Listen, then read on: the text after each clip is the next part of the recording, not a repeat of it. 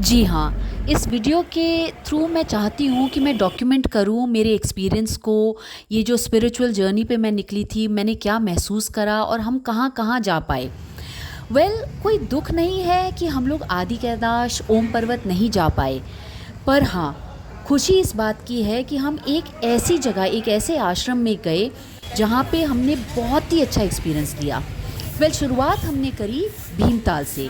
ये नैनीताल के बहुत करीब है, आपको यहाँ ज़रूर जाना चाहिए। नेक्स्ट हम पहुँचे नीम करोड़ी बाबा के मंदिर में और इनको बहुत ज़्यादा उत्तराखंड में पूजा जाता है। यहाँ काफ़ी ट्रैफिक था। इस ट्रिप का हमारा फाइनल डेस्टिनेशन आदि कैलाश पर्वत और ओम पर्वत था, पर बारिश की वजह से हम वहाँ तक तो जा नहीं पाए और धारचूला से हम लोगों को इनफैक्ट मुड़ना पड़ा। हम लोगों ने डिसाइड करा कि हम लोग गोलू देवता टेम्पल में जाएंगे और ये अल्मोड़ा के काफ़ी करीब है और काफ़ी मान्यता है इस मंदिर की। मेरा ये फर्स्ट टाइम विज़िट था। यहाँ माना जाता है कि अगर आपकी कोई मनोकामना है या कोई आपका कोर्ट केस पेंडिंग चल रहा है तो आप यहाँ आके दर्शन करें, और गोलू देवता को न्याय का देवता भी माना जाता है। तो लोग यहाँ आके अपनी मनोकामना को चिट्ठी के फॉर्म में लिख जाते हैं और लटका जाते हैं, जैसे आप देख रहे हैं, और इच्छा पूरी होने पे घंटी को चढ़ाते हैं यहाँ आके। बूढ़ा जागेश्वर। नेक्स्ट हम गए, ये एक और प्राचीन मंदिर है और ये जागेश्वर धाम के बहुत करीब है, और मैं आप सबको रेकमेंड करूँगी कि अगर आप जागेश्वर धाम जाते हैं तो यहाँ ज़रूर आइए। यहाँ की अलग ही एनर्जी है, अलग ही वाइब्रेशंस हैं और बहुत स्ट्रॉन्ग वाइब्रेशंस हैं। हम लोगों ने तो यहाँ आके अच्छे से मेडिटेट करा और बहुत अच्छे से हम लोग ध्यान लगा पाए। तो बहुत ज़्यादा हमें खुशी महसूस हुई कि हम इस जगह का वाइब्रेशंस को ले पाए। तो ये था वृद्ध जागेश्वर या बूढ़ा जागेश्वर। ये जागेश्वर धाम से करीबन 3 किलोमीटर दूर स्थित है। अब अगला स्टॉप हमारा था जागेश्वर धाम का, जो अल्मोड़ा के बहुत करीब है, और ये बहुत ही सुंदर रास्ते से होते हुए, देवदार के जंगलों से होते हुए हम लोग जाके पहुँचे जागेश्वर धाम में। तो आप ये देख सकते हैं, ये परिसर है। सो एक ही कॉम्प्लेक्स के अंदर बहुत सारे मंदिर हैं, एंड ये शायद वर्ल्ड का प्रोबेबली लार्जेस्ट ऐसा कॉम्प्लेक्स है। इस परिसर में अराउंड 125 बड़े और छोटे टेम्पल्स हैं जो लॉर्ड शिवा को डेडिकेटेड हैं। अगला नाइट हॉल्ट हमारा धारचूला में था। सामने आप देख पा रहे हैं, ये काली नदी है, और काली नदी के सामने की साइड पे जैसे आप देख रहे हैं वो नेपाल है, और हम लोग खड़े हैं अभी इंडिया में। धारचूला में हमें खबर मिलती है कि लैंडस्लाइड की वजह से आदि कैलाश हम नहीं जा पाएंगे, तो फिर हम निकल पड़ते हैं एक बहुत ही सुंदर डेस्टिनेशन के लिए, जो मैं अभी आगे जाके आपको बताऊंगी। और ये रास्ते में बेसिकली एक डैम आता है, उस जगह जाने के लिए बहुत सारे सुंदर सुंदर वाटरफॉल्स थे वहाँ पे, और बहुत ही सुंदर रास्ता था वो। बस थोड़ी देर में मैं बताती हूँ कि हम कहाँ पहुँचते हैं। अपनी स्टोरी पे थोड़ा सा बैक ट्रैक करते हुए, एक्चुअली हम लोगों ने निकलना था धारचूला गूंजी के लिए, जो आदि कैलाश के रास्ते में पड़ता है, पर क्योंकि उस रास्ते पे लैंडस्लाइड हो गया तो हमारे को अपना चेंज करना पड़ा डेस्टिनेशन। और हम लोग एक पल के लिए भी हमें दुख नहीं हुआ कि हम लोग क्यों गूंजी नहीं जा पा रहे हैं। जैसे आप देख रहे हैं, ये वो डेस्टिनेशन है।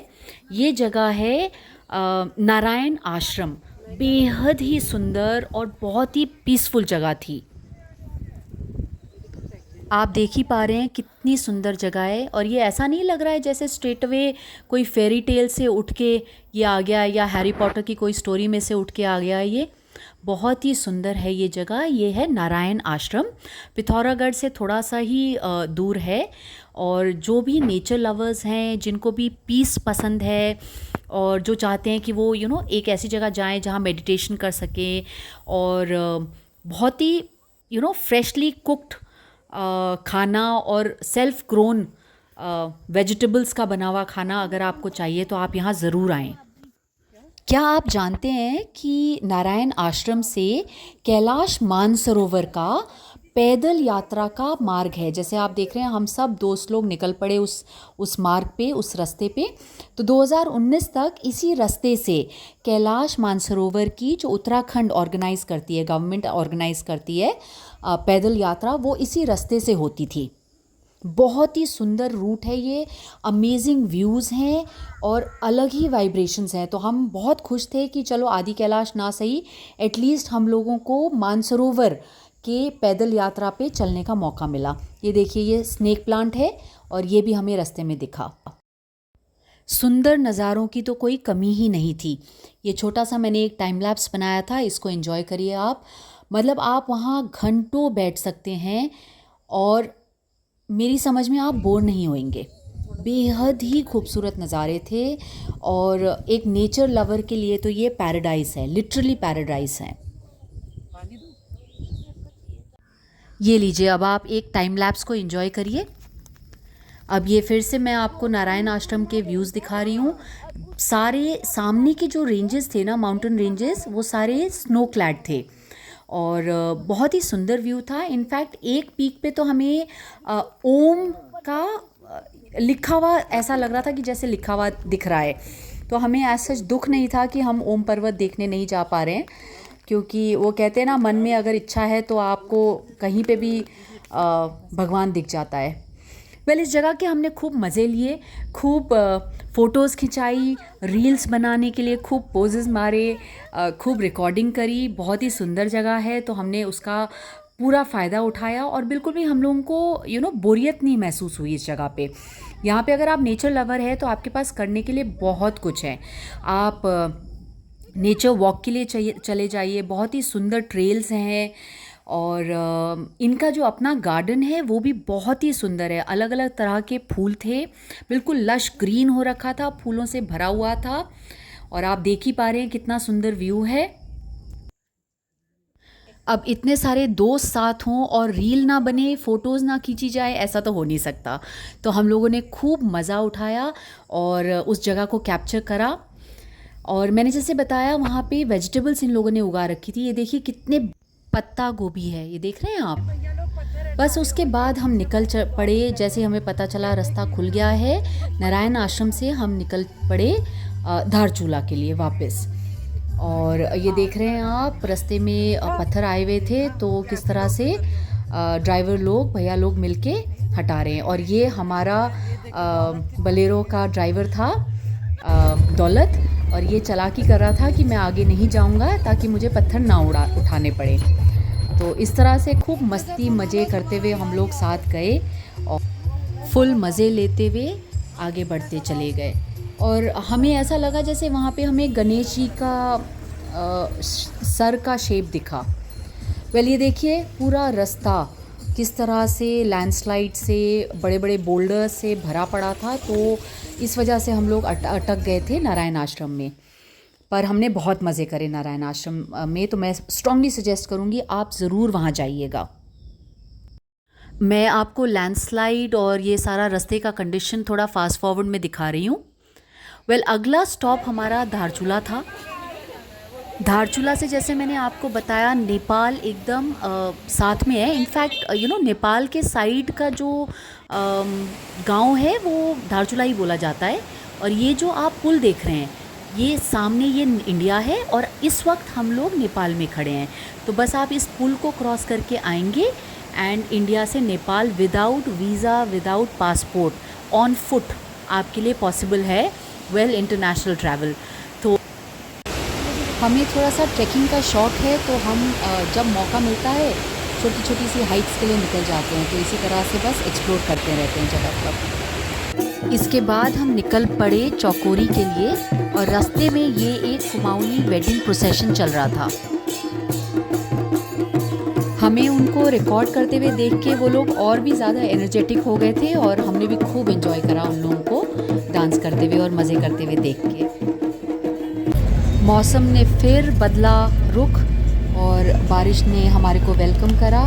बेहद ही सुंदर रास्ते के थ्रू जा रहे थे। पाइन ट्रीज़ थे यहाँ पे और बहुत ही ड्रीमी सा एटमॉस्फेयर हो रखा था। बहुत ही मज़ा आ रहा था हमारे को ट्रैवल करने में। जहाँ बारिश रुकी तो हमारी रील तो बननी ही थी और हमने फुल फ़ायदा उठाया उसका और मज़े से रील बनाए और इन्जॉय करा।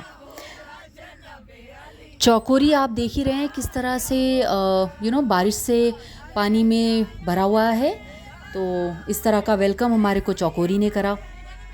तो बस इस तरह से खूब गाने गाते हुए हम लोगों ने चौकोरी को एंटर करा।